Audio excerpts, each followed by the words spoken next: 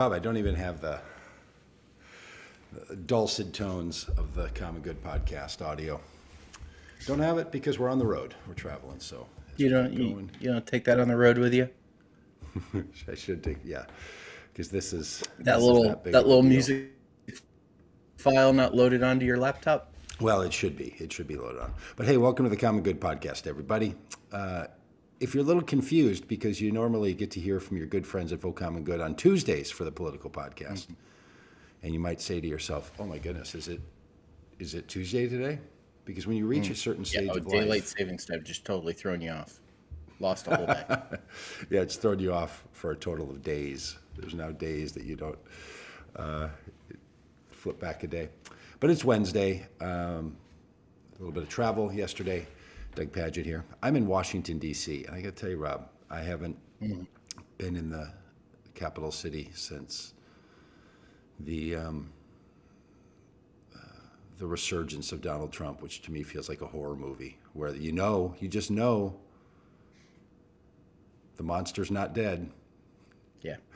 And he came back. I've been here a few times during the Biden administration, but coming back in again, I know it's me. It's in my head. There's nothing different in the city, but it feels heavy. It feels sad. It feels utterly depressing to be here. So, anyway. No large "Make America Great" banners hanging, or I haven't seen any yet, but I haven't scoured the entire city. I haven't been down to Black Lives Matter Plaza, which is being reworked or renamed into Liberty Plaza. I haven't seen that yet, so there could be something there. I haven't been to Lafayette Square, where a lot of that would go on. But I'll tell you, Rob, I am thrown by some things we're going to show today on the level of support for Donald Trump. This morning, reading a headline that said, Trump hits the highest level ever of approval for his work as president, from his first term and this term. yeah. The highest level ever. I mean, tied. Yeah. He tied where he was in early 2020. I mean, at one point in 2018. Yeah. The highest level. Now, it's still not all that high. It's only 47% approval rating. But he should be at 7% approval rating, 17% approval rating. Just confirms to me I do not understand what in the world the American people are thinking. It's just blows my mind. Yeah, it's I mean, I've said this every week. My Trump supporting friends are thrilled. Now, the scary thing is that it seems like there has to be a lot of moderate Republicans and or so-called independents that are thrilled as well. It's got to be. Like, it's got to be. It's Well, we're going to show some numbers on that. yeah. It's devastating. Oh. Well, hello to Alex from Florida, and hello to Robert, who says on Facebook, why just listening to you morons explain it all, exclamation point. Hey, Robert, good to see you, as always. Hey, I see your photo, Robert, that you put up there, and you're a man with a guitar. I, too, am a man with a guitar. So I'd like to chat about that sometime. Let's chat about your guitar preferences and see if, Are you playing any open mics in DC while you're there? see if we can find great disagreement. No, I'm not. In fact, I've just brought the smallest little travel guitar with me, this kind of almost fake guitar that like simulates sound. It's a great gift from a friend of mine, but I only have one day here where I don't have a real guitar around me, so I traveled with a little baby one. Because those who don't know, I've been playing guitar for 3 years, and I've traveled with one and played one every day except one day that I took off, just to prove I'm not a fundamentalist, and I can't get over it. That's excellent. Still regret that day. Yeah, absolutely. Vanessa and I are avid Antiques Roadshow watchers. Doug, do you watch Antiques Roadshow? I do not. No, I only watch British See, shows on PBS. Yeah, it's an American show. But I only watch the British shows. You only watch the British shows on PBS. Oh yeah, that makes sense.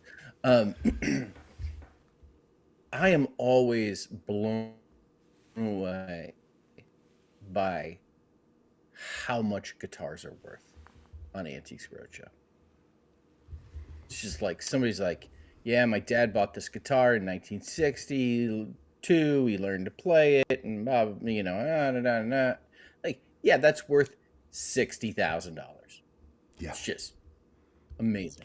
Just absolute bonkers. There is an entire investment industry around what are referred to as vintage guitars, like from the 50s and 60s.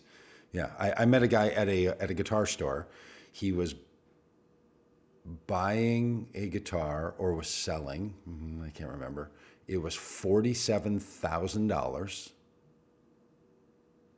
and he said, "And I don't play guitar. I just collect them as investments, and I keep them in my house, and I got a bunch under my beds." And he's got hundreds of thousands of dollars. Just a kind of average looking guy who doesn't even play. He's just like, no, these things are worth a lot. And in this economy, this is a better way to hide them. And I'm like, okay, fair enough. That's awesome. Fair enough. Yes, I mean this one was this in one we saw on Monday. It was like there was something about like if the screws on the inside were white, it would be worth like $10,000 more. I don't know. It's just weirdo vintage stuff. Yep. Yeah. And actually, and for those, and you know, Vanessa and I don't just watch this because we're old. We watch this because my wife Vanessa runs a vintage store on Etsy, and you know, so it's research. Has she considered getting into the high-end antique or high-end vintage guitar market? I mean, No. the cost of getting in is high. Yeah.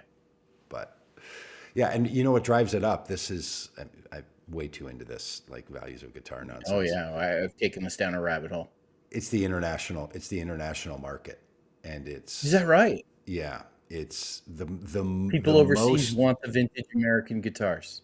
The most valuable ones are owned by Saudi princes and of course, and the likes, and so that causes the whole sort of market to move. And so it's a great illustration of like international economics when it comes to certain kinds of products. Yeah. And, Yeah. Now they're kind of perfect. They're kind of perfect for it because they don't take a lot of room. They don't take a lot of space. You don't have to do a lot of things with them. There's a whole reason why these things are. And they look great hanging on a wall. Yes. A guitar hanging on a wall looks fantastic. Yeah, absolutely. Yeah, totally. But you could hang a fake version or a replica version of that 1954, Strat. And no one would know. It would still look great. It's just the weirdo collectors that it's like collecting art. It's collecting art. What am I? Yes. Now watch this. Watch me bring this back to the point of our podcast. Have there been any tariffs announced on the importing and exporting of vintage guitars? Anything purchased and made in Mexico or China or sold through there. Yeah. Yeah. Donald Trump endorsed a guitar, the Trump guitar. Did he really? The Make America Great Again guitar. Shut up. I have not heard of this. Oh, really? Oh, Google it right now. They said they were only making 1,000 of them. He signed 200 of them or something. And people have been digging around. And you guessed it, made in China. Made in China guitars. Donald Trump signs them on his own website. They even have them. They had them. The limited edition American Eagle Guitar Series. Oh my goodness! Why it's I don't like have this guitar with like the like what's it called there's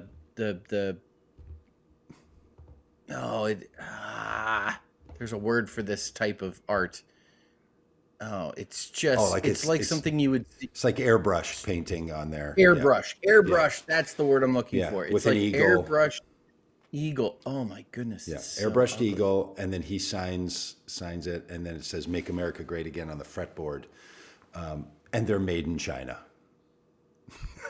I mean, he's just such a POS. It's just unbelievable, right?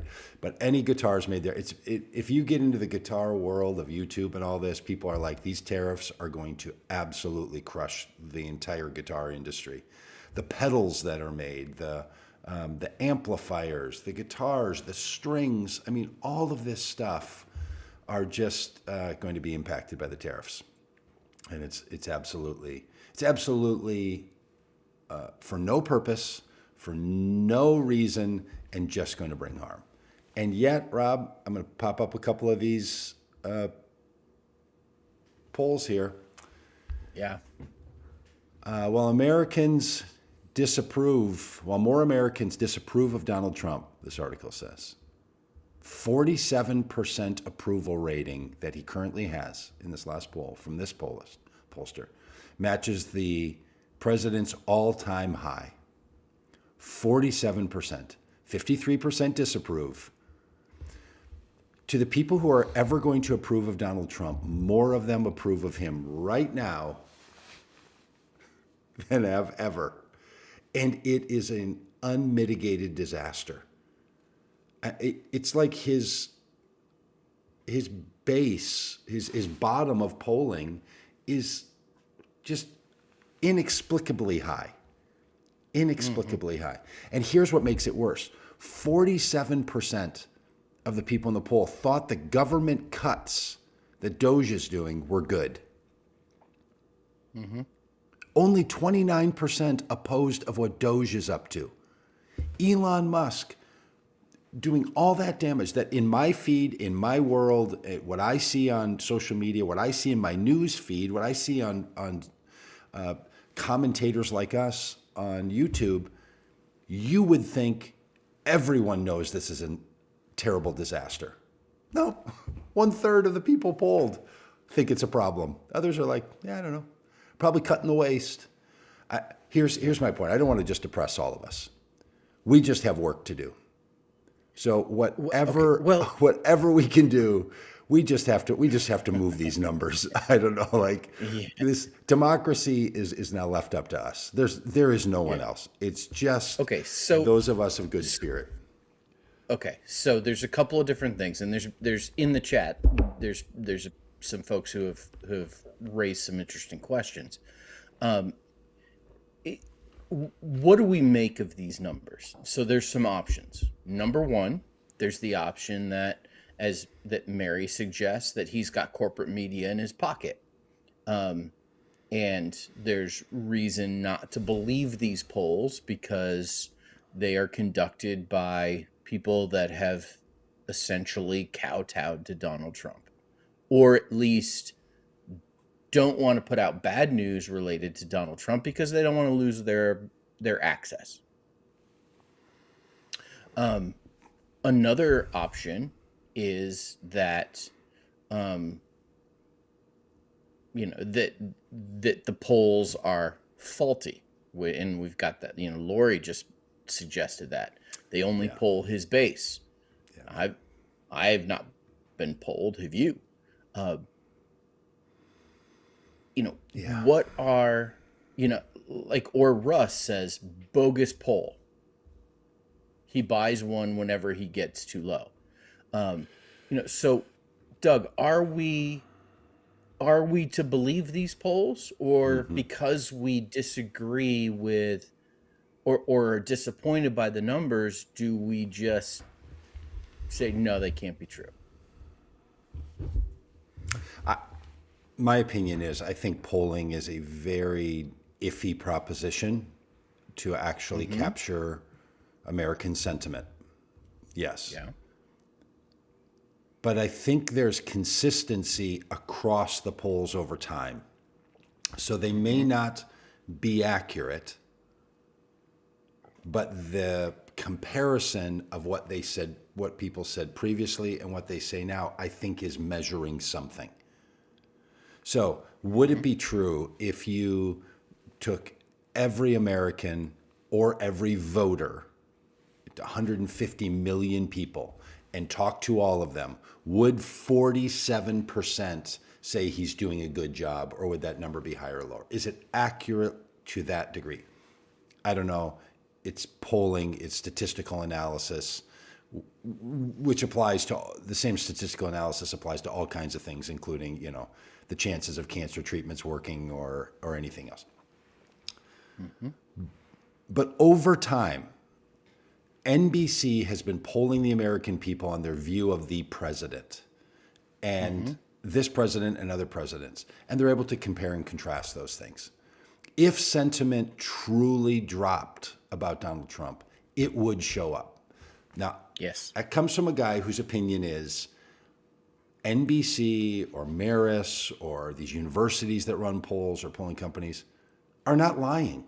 That's not these people. Trump may have internal polling. Democrats could be polling people with groups that don't lie. And if they wanted groups that don't lie, they could say those polls are a lie. Here's the real polls. They run the real polls and they show the same thing. So no, I don't think it's corporate media. I think it is somehow reflecting the sentiment of the American people to the degree to which they can be accurate. It's my take. Yeah, I tend to agree with you. If sentiment was opposed to Donald Trump widespread, that would be reflected in these polls. Like there would, and it might not be the 7% that you suggested it should be, but it would be a lot lower. Yes. It would be a lot lower. I think what we see here, and again, I think you're right that there is, news media runs polling both to have a story to report on, a trend, an overall sense of just like the general flavor out there. And I got to tell you, it matches what I see. It matches the conversations I have. Like my friends that are anti-Trump are still anti-Trump, very much so. And my friends that are pro-Trump are still very pro-Trump. And that divide exists. And you see that expressed in this poll. And as we've been saying since November and before, how can so many people in this country support this? I don't know. And listen, folks, so many people in this country support this.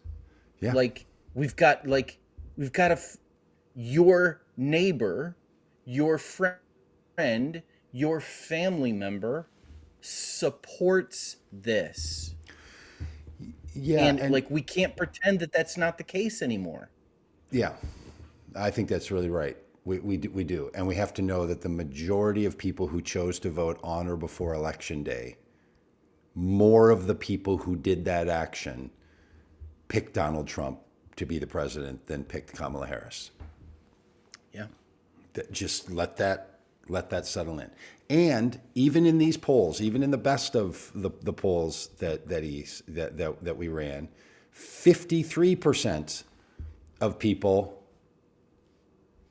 do not approve of what he's doing. The majority of people do not approve of the job that he's doing, but the percentage of people who chose to vote on Election Day voted for Donald Trump. So we live in a world in which Trump's highest polling he's ever had was reflected in this poll, 47% support. That's not 50%. So do Americans agree with Trump? Statistically, you would have to say, no, they don't. The majority do not. The minority of Americans do. So this is what's weird about these polls. His highest number is still lower than half the people. So what does America stand for?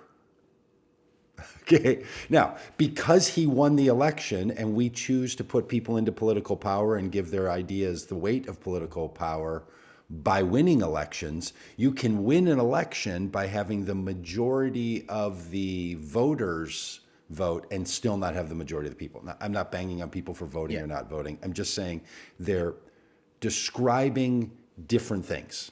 And I think that's important for us to recognize that there are still more people. Now, it might not be more people where you live, or it might be way more people where you live, depending on, where you live.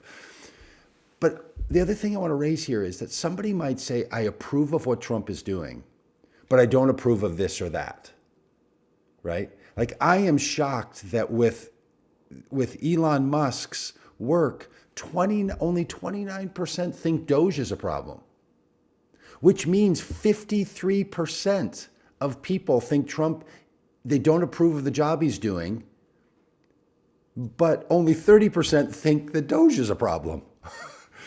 So my point being, I think there's some work to do with the topics, with the particular issues, because general approval rating is a very weird thing. That's why they do all these, they call them crosstabs. People probably know this if you pay attention to polling, or they drill down on particular topics. He's actually way down on economics, how he's doing in the economics. He's way up on what he's doing with trade. People think trade is great, apparently. Like, people think it's better, even though they disapprove of the job that he's doing. So there's a lot of ideas rolling around in here. What I want to encourage people to do is to say, just keep working at it. Just keep talking to your friends. Again, most people aren't going to spend any time paying attention to the issues that anyone watching this podcast is paying attention to, right? I mean, we are way deep in the weeds. Most people don't know these things. Yeah, there's a high level, like from a very high level, when you say things like, should America be sending money overseas to foreign countries? Mm-hmm. Like, people, absolutely, like that. Should we cut waste and fraud in the federal budget? Oh, absolutely. Most people aren't thinking about like, does the federal government need, to, is it bloated and needs to be, like, you ask those very broad questions, you're going to get widespread support, especially after 60 years of Republican demagoguing the federal government. You're going to get widespread support on those kinds of things. And I think that's where you see these Doge numbers being, being so high, is because they are just philosophically aligned with this idea that the federal government's too big, that there's waste, we need to cut spending, we need to take care of our own people before we send the money overseas, blah, blah, blah, blah, blah, blah, blah, blah, blah. But then once you begin to say, like, should the VA hospital in my town have its workforce cut in half? No. Like, no, I'm not in favor of that. Right. So, but, so like that, I mean, you get that. I think that's where, we get some of this stuff. Yeah. Are you in favor of losing 10 pounds? You could ask someone. Absolutely. Should I cut your head off? Absolutely not. Right? Like, exactly. There is. That's why I think the application of these things is something that we have to stay on. And because news is the way it is, people don't really pay attention to it. There's a lot of versions of it. You, friends, are still the best source of information for people who you want to persuade. I know that's hard. I know we want other people to be the ones doing it, but stick with it. And I know how frustrating it is. I mean, I'm in a couple conversations right now with friends that are so frustrating, right? It's like, it feels like, and this is going to sound overly derogatory, and I apologize, but I'm just telling you how it feels to me. It feels like a conversation with an addict or someone who's in an abusive relationship, and I'm trying to help them change their pattern. It is full of all kinds of excuses, and it's not like that, and don't call me that, and it's like, okay, your defensiveness that has cocooned you into this worldview is aggressive for you. It's holding you Yeah. tightly. I get it. But you can break with the guy on a thing or two. You can say, I don't agree Yeah. with this. I want it to go like this. Yeah. Well, I will let me tell you a little let me share a testimony. I had a situation where I had overheard Jared Christian, In one the of our chat. faves. Hey, Jared. Hey, Jared, love you, man. Um, I had a conversation recently where I had overheard a Trump um, saying something to a third, like to somebody else. I wasn't eavesdropping exactly, but loud talkers. Um, and this person was bearing false witness against his neighbor, who happens to be a congresswoman from the great state of New York, who I happen to have met a while back, and have a great fondness for. Goes by three initials, and everybody AOC. knows who she is. Yeah. Okay. Bearing false witness against her, related to her net worth.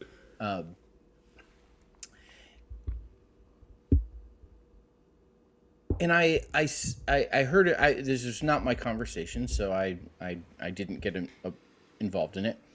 I said to a mutual friend, I asked a mutual friend, hey, should I go after this with him? And my mutual friend advised me not to, just because, but as, the political gods would have it, I happened to be in conversation with this person a couple of days later, and it veered into politics, and we were having a friendly conversation, and he said the same false thing about Nice. the congresswoman from New York, having having a salary of $174,000, but she's now worth $9 million. And I had the opportunity to say to him, I said, that's not true, right? Like, that's been I said, like, if you had said that about Nancy Pelosi, Yeah. that could be true. But what you're saying about this particular person is not true. Uh-huh. And he immediately began backtracking, and and I said, Yeah. it's it might be important to do your research, wink wink. And I say it to say, like, there's a couple of different ways to go in these conversations. One is the big philosophical stuff where you're talking about big issues, and the other is to chip away one at a time at these demonstrably false things that get said. And I know that this friend of mine isn't going to repeat that one particular lie ever again. And okay, so we got a whole lot more lies to go after. But One of the things Vote Common Good is up to is we're going to put out this sign-on letter with a bunch of other organizations.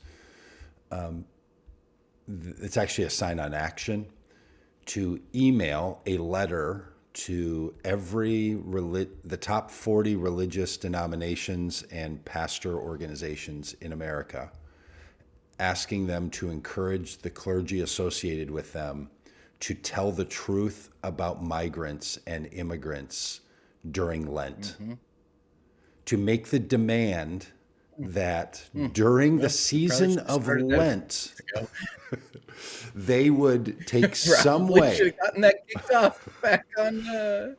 Well, back on Ash Wednesday, it's coming. but It's okay. coming. It's coming. You only got a couple of weeks. You've got a couple of weeks left. That during these weeks, people would say, if you're in a position of being a religious leader, especially Christian religious leaders, that you would simply tell the truth about this. This is something Crazy idea. You will not bear Yeah. false witness against your Yes. neighbor. Will you simply tell the truth? I mean, it's a thing we can get to. But look, a lot of us run into information that's not true. So just this week, I was in a conversation with a friend who was very bothered by information that had been coming out. His friend said, "Look, I just saw the news that Doge has canceled the lease on the Obama library. This is a way to try to erase the legacy of a black president." Very upset about it. News article. Yeah. Turns out they are canceling the lease because the library is moving in 2025 to another place.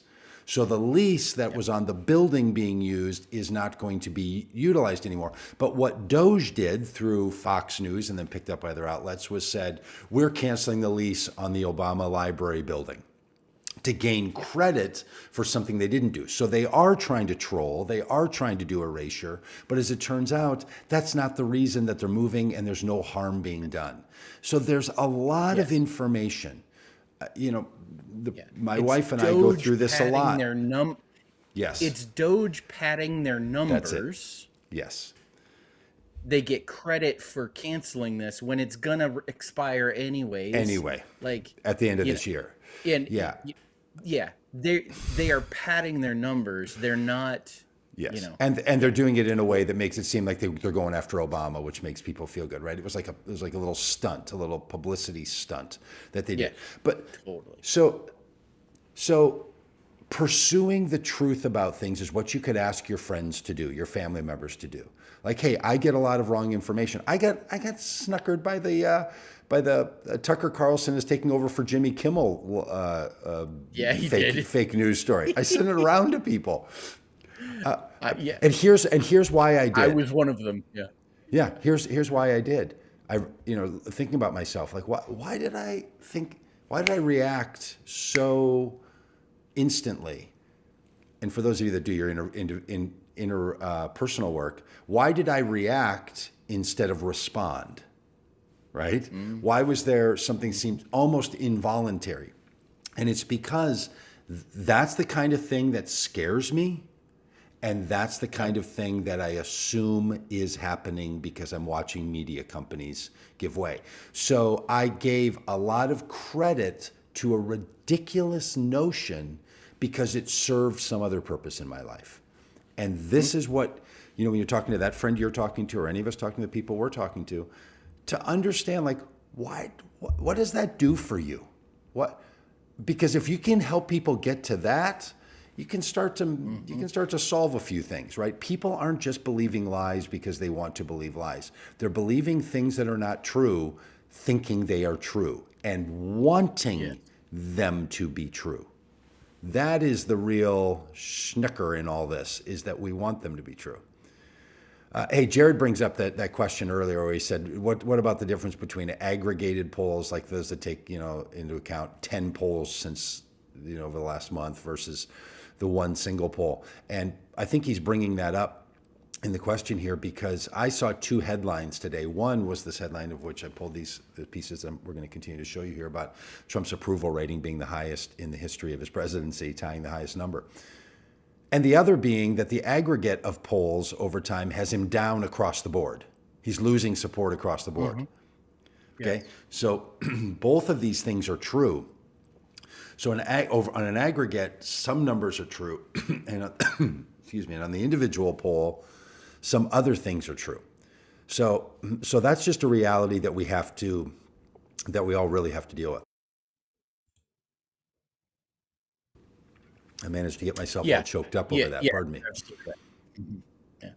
All right. Hey, here's one more from that same poll bit that just I think is probably the most insightful. That same poll, this NBC poll that showed Trump at 47% approval rating, 53% disapproval rating, showed that a 2-decade high of 44% of registered voters think the country is on the right track, while 54% believe it's heading in the wrong direction. That marks 44% on the right track, marks the most positive outlook on the country's direction the NBC poll has found since President George Bush was in office 20 years ago. Couple things here. Yeah. The American people, only the highest number of people who've ever thought we were on the right track, 44%. This has been a 20 years. country That is for is 2 decades crazy. that has had 54 to nearly 60% of people, no matter who the president is, believing we're on the wrong track. Americans consistently believe America's a disaster. Yeah. It is wild. It is just now the fact again that 44% think we're on the right track means that 56% think we're not or didn't think we're on the right track. But comparing that over time, we've just given up on thinking America's in the right track.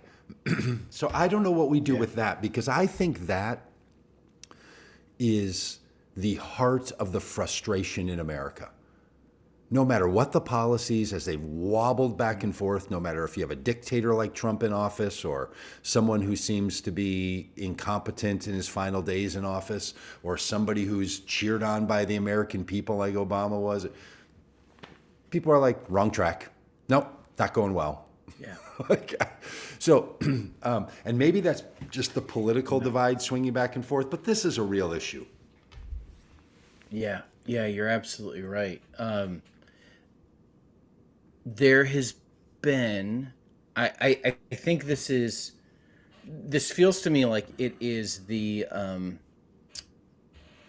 result of just the increased kind of hyper partisanship that it feels like we have right now, where if my team isn't winning, then then the whole country's lost, and there, we feel that way about Donald Trump. Yep. Republicans felt that way about Joe Biden. We felt that way about Donald Trump. Republicans felt that way about Barack Obama. And I don't know if there's a way to, dial that back, if we should dial that back, or but I think there's some recognition that okay,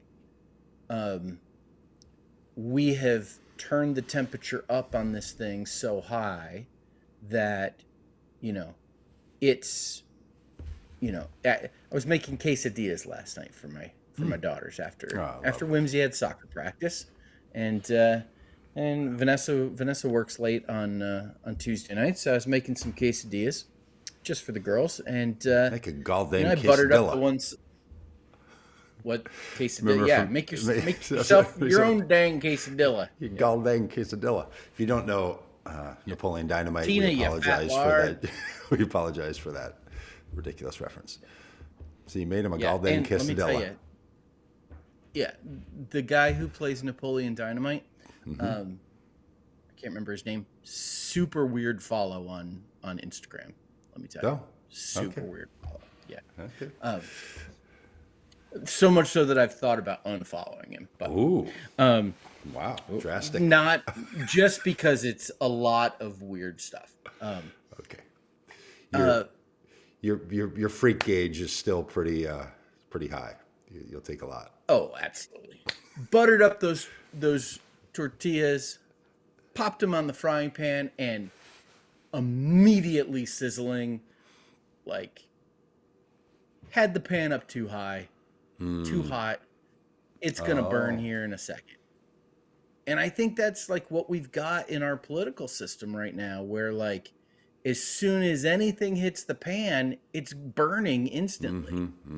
It's there, and And I think these polls are reflective of that, that like, hey, this could be a problem, that there's Yeah. no leeway given to the other side at all. At all. Yeah, and you know who's not approving And I'm of not suggesting we should at this moment, because my No, I'm sense with of where you. we're at is dramatically changed. But I'm just saying, historically, we've got this. I think Yes. this is what has gotten us to this Yeah. point. Look, okay, so before I share this other thing about those who are really opposed to Trump's behavior, I was in a call with a group that does a lot of work on the progressive left. I was talking about trying to do some advocating around how devastating USAID cuts are, USAID, to security, to contractors who've chosen to Americans. And they were like, yeah, I don't think a lot of Americans like worry about international, issues, especially in their left side. And then he said, so I said, yeah, I get that, but I think there's something that a lot of people just feel like America has a way of being a good actor in the world, and USAID is the way we do that. It's our most caring, generous America doing good around the world. That's what that whole genre of spending from the federal government is. Keeps us out of wars, does this thing. And then he said, yeah, but we found that anytime we message anything about America being a good actor at all, we just get lambasted by the left about how America is not a good actor. Yep. So there is some realities that those of us who want to see Donald Trump lose elections, and people like Donald Trump to lose elections and want to see Democrats win elections, or we see it, that the consortium of voters who make up that group that would vote against Trump also include a large number of people who don't think highly of America and our actions in the world, and believe that it's not a democracy, believe that it's racist, believe that it has bad actions in the world. So right track, wrong track kinds of things are influenced by all these other perceptions of how we view America. Now, I think no president has ever declared hating America more than Donald Trump. He literally talks, as one of our favorite people we've worked with, Josh Shapiro, says, governor of Pennsylvania, he shit talks America all the time. All the time. Yep. It is incredible. And it's incredible how much MAGA people hate on the rest of America. But they're not the only ones that think America is the problem and not the not a part of the solution. So there's just a lot to bring in here about how Americans feel about America. I know that there's kind of this perception that we all walk around like couldn't be more proud and the greatest country to live in. There's some of that. But there's also these like not feeling great about America. If you've traveled since Trump got reelected internationally, maybe you felt that experience as well. And I've heard from lots of people who felt it. So I don't know, Rob, I think that's just part of all of this. Where does a person go? Who do you align with? Like the number of Trump supporters I know who are like, okay, I finally admit I voted for him, but I'm not like a Trumper. Like, okay, well, what they're like, don't assign me to be in with those people, even though I voted for them. And I get that. Like, I voted for Biden, but it doesn't make me a leftist. I voted for Kamala Harris. It doesn't make me somebody who thinks that America has no voting good for Biden actions in the world. Definitely does not make you a leftist. Yeah. So you could vote for Trump and not find yourself in the dark MAGA, right? Just like you could vote for the Democratic candidate and not find yourself in the deep left. That is, yes, that is true. Doesn't mean I'm susceptible to being pulled to MAGA because I'm not over on the other side. So we just have to recognize the complexity of a big population and a powerful minority voices on both sides, the MAGA side and the deep leftist side, that actually have a lot in common in their views of America, They just assign the problem to the opposite side. Yeah. And there's a lot of people who feel stuck. And I don't know what we do about it, because I'll tell you this, you can't even bring it up. I'm sure, I haven't looked at the chat yet. I'm positive over in the chat, or as we watch on the YouTube channel, as things go, people will just start, piling on. Oh, yeah. Yeah. Yep, Yeah, because the it's no talk interesting. rules on the left are as brutal as they are on the right. And I'm not doing whataboutism. I'm just describing the actuality of lived experience by everybody. Yeah. As we're having this conversation, the synapses are firing in my brain a little bit. I've been doing a lot of reading and research on how people have responded historically to the rise of, to put it mildly, troubling political administrations. And one of the things that I've been watching a few documentaries about the rise of National Socialism in Germany.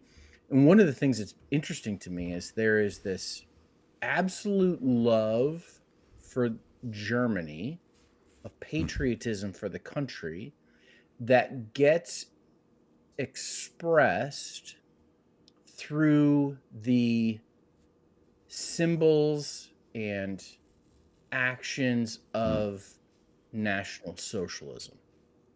Okay. The patriotism gets mediated through the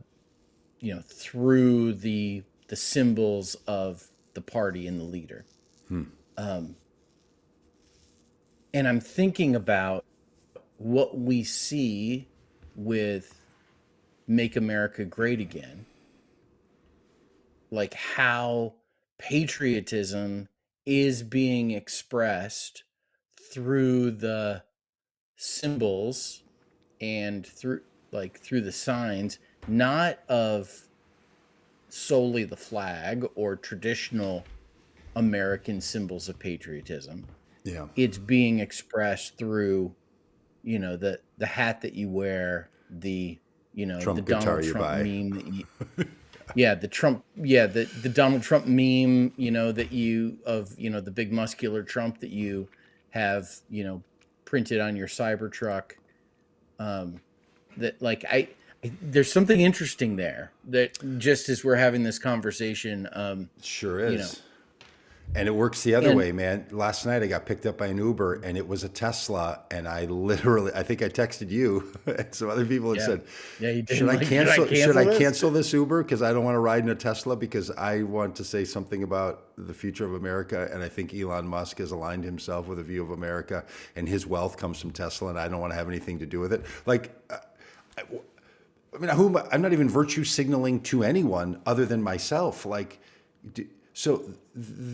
That thing is like the thing that makes you feel patriotic, like you said, putting a Trump image on your Cybertruck, which is a Tesla truck, is kind of the same thing as me feeling like I don't even want to ride in one of those things, or I'm glad that the used market on Teslas is crashing and the value is way down and new sales are way down and his perceived wealth. And by the way, just side note, he's not the wealthiest person in the world. His valuation of his wealth is the highest of any single individual that's not a Saudi prince. But that is not the same as wealth. Like, if Tesla goes away, his wealth goes away. Right? And when Tesla stock goes down, he loses $22 billion of valuation in a day. He could lose $1 trillion of valuation because it's not real money. It's value. It's how much it's valued at.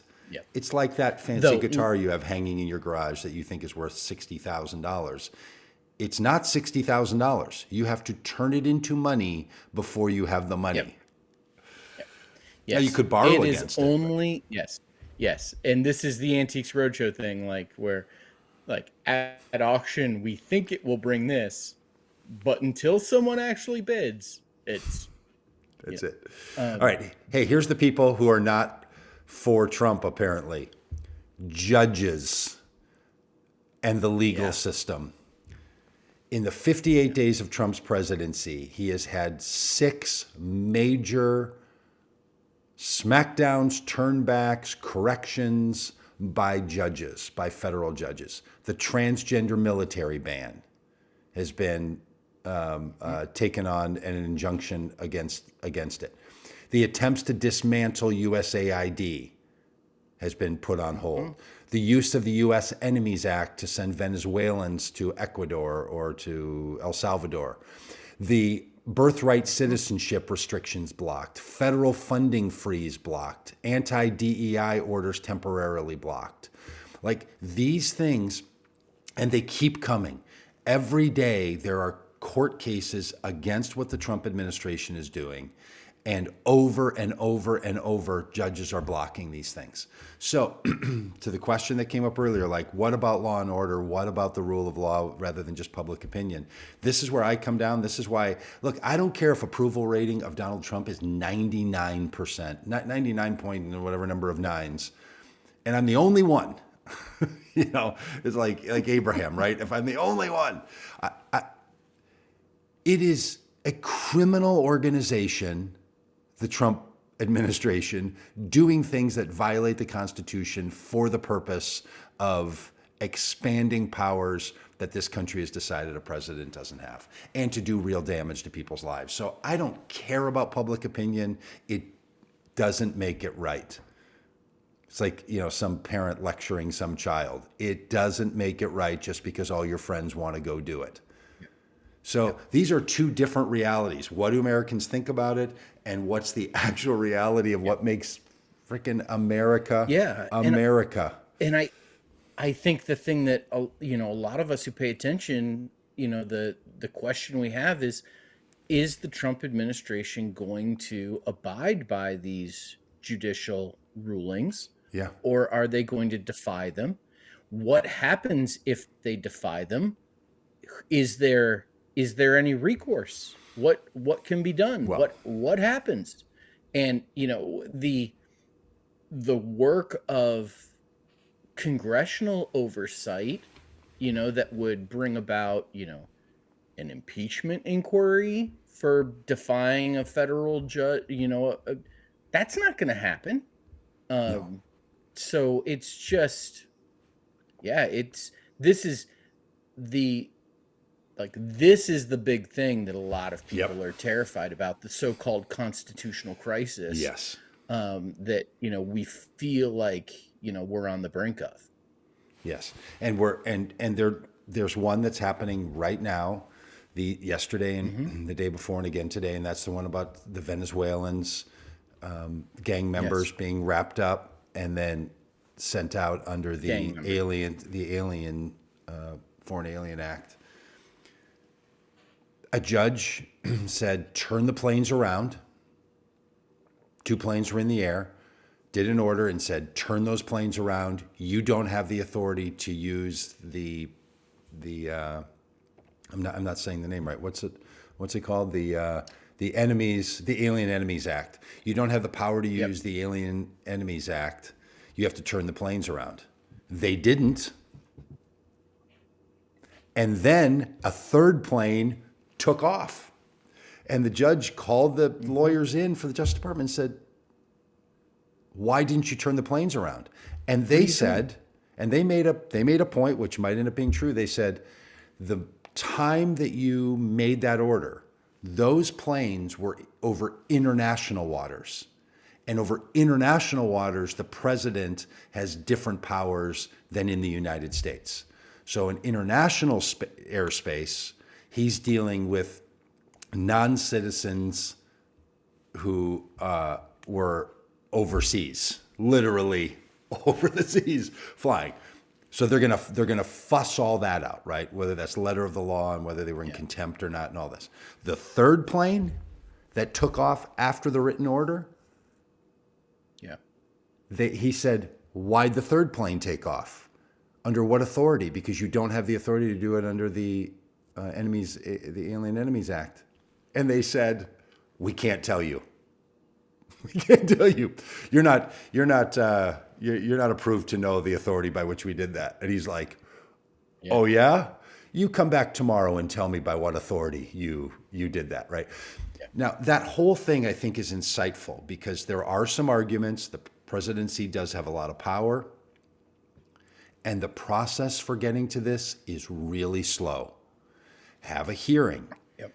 have a finding, make an order. The order goes into effect. Some action about the order is not kept up. You come back and ask them, why didn't they do the order? And then they give you an answer. And then you say, you have 24 hours to give me a better answer. Like, this is how it's going to go. This is what the Constitution, and even for you people who don't believe we have a democracy, this is how a democratic system works. It is slow. And in the meantime, they will do all kinds of damage. Yep, absolutely. Hey, Doug, I know I know time is short for us today, and we haven't had a chance to talk about a number of things. So here's what I'd like to do. I want to hit you with some topics, and let this be a little bit of like a speed round on some Pat things. Benatar. Okay, Pat Benatar. Hit me with your best shot. All right. 70s rock reference. Thank you. The stranded astronauts are back on Earth, thanks to a SpaceX rescue. Elon Musk get the credit that Joe Biden, fumbled this thing and didn't get him home? I don't know about if Biden fumbled it. From what I know, they were figuring out lots of other options. Look, we outsourced, and you can go back into deep cuts 10 years ago on podcasts that I was on, bemoaning the fact that NASA has privatized its international space work and lunar work to a manner of groups, of which currently SpaceX is one of them. Real problem. And it's terrible. When it comes to SpaceX, that is not Elon Musk in the way that other businesses that he's owned is. In fact, they have entire departments in SpaceX to keep Elon Musk out of it. He is a prime. Musk gets no credit, and nor does he take any blame for rockets that blow up. Yeah. Okay, this is speed round. This is speed round. All right. Doug, the government did not get shut down thanks to the voting and leadership of Chuck Schumer. Terrible that Chuck Schumer didn't find a better way to be sure the government wasn't shut down, which in my mind would have been an unmitigated disaster. Terrible, terrible thing. But that he did it in such a way that it seemed like he was going along with the Republicans. He is so incapable of legislating and communicating what he believes. It is tragic and has been tragic for years. And the man is not capable of doing that job. Chief Justice John Roberts seemed to slap down Donald Trump with a really rare public statement saying that there's a way to handle federal judges that do something wrong, and impeachment is not the primary means, because Donald Trump has been suggesting that Yes. that judges who rule against him should be impeached. Thoughts about Particularly- is John particularly Roberts on throwing this- this fine? Particularly on this one with the Enemies Act. Trump put out public posts calling him a lunatic, the judge a lunatic. Now this is, again, separation of powers issue. The legislative branch of the government is an equal branch. And you have the President of the United States attacking the legislative branch. Judicial. Sorry, thank you. Well, he does attack the legislative branch too. Yes, he does. But we're talking about the judicial But branch. in this case, he's attacking the judicial branch. And then Chief Justice Roberts has to come out and say, no, impeachment's not, like, for him to break decorum, Roberts, about speaking out about, like, normally the Chief Justice addresses Congress like once a year, and then speaks through his rulings and when he's on the bench. That's it. Yep. Doesn't comment. This was such a smackdown Yeah. coming from that part of our democratic system that to people who pay attention. Now, does Trump give a rat's ass? No, he does not. Does he care for a minute? Does he think Chief Justice Roberts matters at all other than getting what he wants? No. But is he completely unaware of the power that the Supreme Court has? And I know it's a speed round. Here's the problem. They're going to be ruling on a lot of issues that go to sort of how much power should Trump have and how much power should the presidency have. And watching someone behave the way Donald Trump does is going to affect some of those justices. Probably not, Gorsuch, and probably not Thomas, and probably not Alito, but the others will feel emboldened to put a restraint around this man because he's out of his mind. Yep. It seems the one person who can hold Donald Trump in check is Vladimir Putin, who kept him waiting for over an hour for a phone call yesterday. Doug, what do you make of this? Just like, you're my boy now. Thanks for throwing down hard on Ukraine. Now just sit in the waiting room and I'll get to you when I can. I've got stuff to do. That the President of the United States, by sort of habit, doesn't wait for anyone. They always wait for him. That is a clear shot across the bow. And what happened to Trump? Of course he capitulated and folded. Yep. Final question, the speed round, Doug. NCAA tournament, March Madness. It's gotten underway. Who do you got? Who do you got winning it all? I don't follow it. Kansas, Duke, North Carolina, UConn. One of those four? Are they? All right. Did I get close? Well, North Carolina won a play-in game. You know, the tournament's now 68 teams instead of 64. They have 4 so-called play-in games. Okay. And Carolina was very controversially the last team chosen to be in the tournament. Many people think they didn't deserve it. And then they went out and won their play-in game with a blowout. Kansas is playing the University of Arkansas in the first round, so we're not rooting for them. Duke, on the other hand, Duke could win it all. Okay, see? I got close because as it turns out, it's all rigged. You know why? Because the coach's daughter is actually friends with somebody on TikTok, and that TikTok influencer has more power.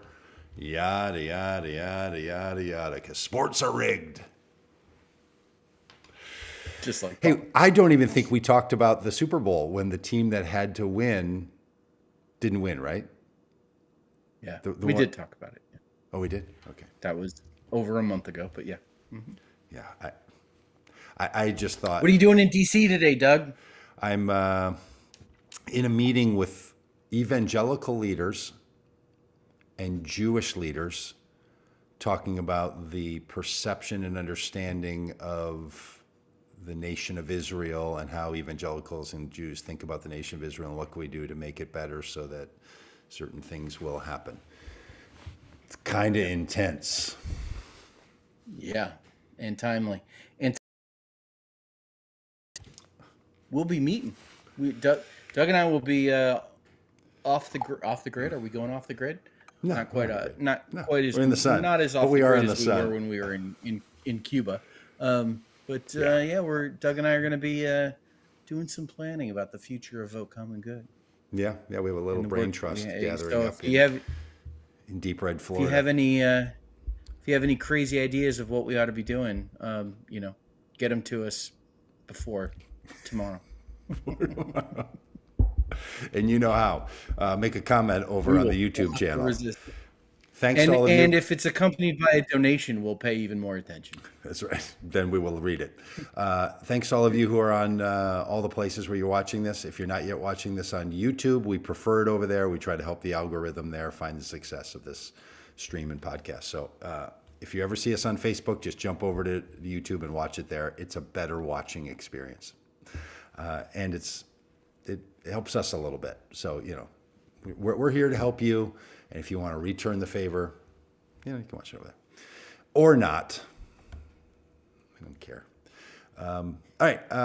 Anything else, Roberto?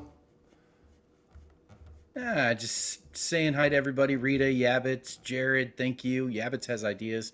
Alex, of course. Jim. Alex, we're going to be in Florida this week. Garcia. Deb, is it Deb or Garcia? I don't know. We'll go with Garcia. Linda, Christine. I see a Dawn. Lori? Lori was dropping a lot of disagreement with us. Yep. There's a lot going on, Jan. So happy to have you, Lori. Thank Marv. Love the name Marv. Love it. Love it, Marv. Yeah. Anne, thank you so Frank. Rose. Hey, Rose. Don't know you, but Robert, all the way back. A Rose by any other name? Hey, thanks Still a Rose. Thanks for hanging with us a little bit this morning. Yeah. On a Mary? Wednesday, talking politics. Lots of action. Yeah, Wednesday. It's just everything's off. All right.